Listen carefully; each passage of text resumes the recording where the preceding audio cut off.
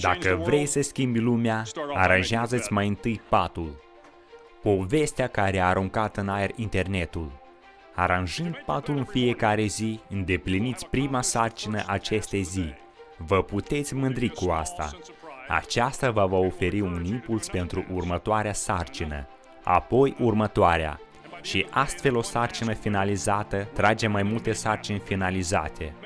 Aranjând patul dimineață va fi un memento, că chiar și micile sarcini sunt importante. Dacă nu poți face față unei sarcini mici, atunci nu poți face față niciodată unei sarcini mari. Și dacă vi se întâmplă să ai o zi groaznică, acasă vă așteaptă patul aranjat. Patul aranjat de tine îți va da speranță. Dacă vrei să schimbi lumea, aranjează-ți mai întâi patul. Pentru a intra în pregătirea focilor de blană, trebuie să înoți câteva înotături lungi. Unul dintre ele, înotul noaptea.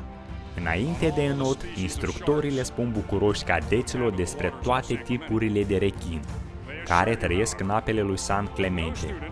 Apoi, instructorii spun că rechinul încă nu a mâncat niciun cadet.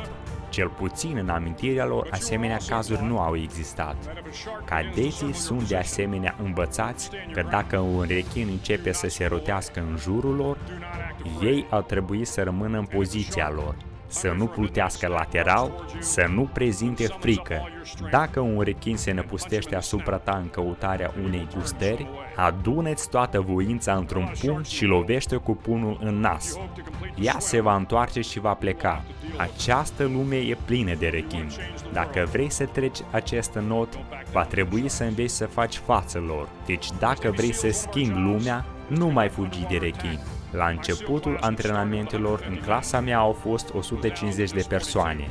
După câteva săptămâni de antrenamente grele, au rămas 42 de oameni. Am fost despărțiți în 6 echipe de 7 persoane fiecare. Eram într-o echipă cu băieți înalți. Cea mai bună echipă era formată din băieți scurți.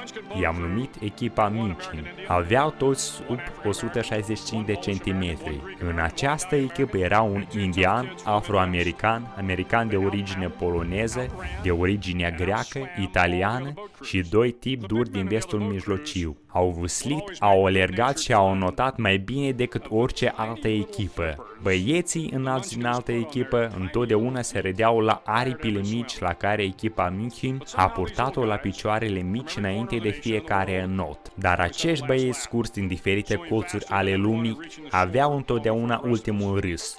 Înotau cel mai rapid și ajungeau la maluri mult mai devreme decât toți ceilalți. Dar formarea focilor ne-au făcut egal. Nu contează culoarea pelii tale, nu educația ta și statutul tău social. Important este respectul și voința. Dacă vrei să schimbi lumea, măsoară oamenii după mărimea inimilor, nu după proprietatea lor. A 9-a săptămână a antrenamentelor, cunoscut sub numele de săptămâna iadului, sunt 6 zile fără somn, permanent presiune fizică și psihologică și o zi specială în Câmpiile Noroioase. Câmpiile Noroioase, această zonă între San Diego și Tijuana, unde curge apă și creează mlaștină, zona mlăștioasă unde este noroi te cuprinde cu totul. În a 3-a zi, săptămâna iadului, te așezi într-o sutană, escortezi tancul 15 ore, încercând să supraviețuiești în frigul înghețat și presiunea constantă din partea instructorului. La sfârșitul zilei, când apune soarele, un grup a încălcat regulile la care am fost trimiși din nou în murdărie.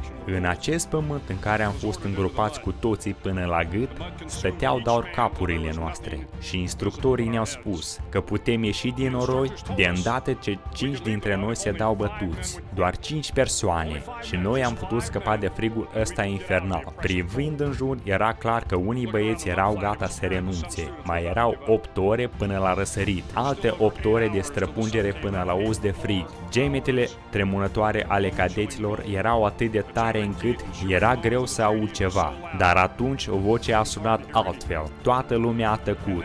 Era o voce de cântec. Suna groaznic greșit, dar cântatul era o voce plină de mare entuziasm. O voce s-a transformat în două în 3. Și în curând au cântat toți deja. Instructorii ne-au amenințat și ne-au spus că dacă nu ne oprim să cântăm, o să petrecem și mai mult timp în mizerie. Dar cântatul a continuat și cumva murdăria deja părea mai caldă și zorii nu păreau atât de departe. Dacă am învățat vreodată ceva în timpul călătoriei mele în jurul lumii, deci aceasta este puterea speranței, puterea unei persoane, Washington, Lincoln, King, Mandela și chiar tânăra fată pakistaneză Malala, o persoană poate schimba lumea, doar oferindu-le oamenilor speranță. Deci dacă vrei să schimbi lumea, începe fiecare zi prin îndeplinirea sarcinilor. Găsește pe cineva cu care vă veți compara. Respectă toată lumea. Să știi că în viață vei suferi multe eșecuri și asta este normal. Anormal este să lași mâinile în jos la situații grele.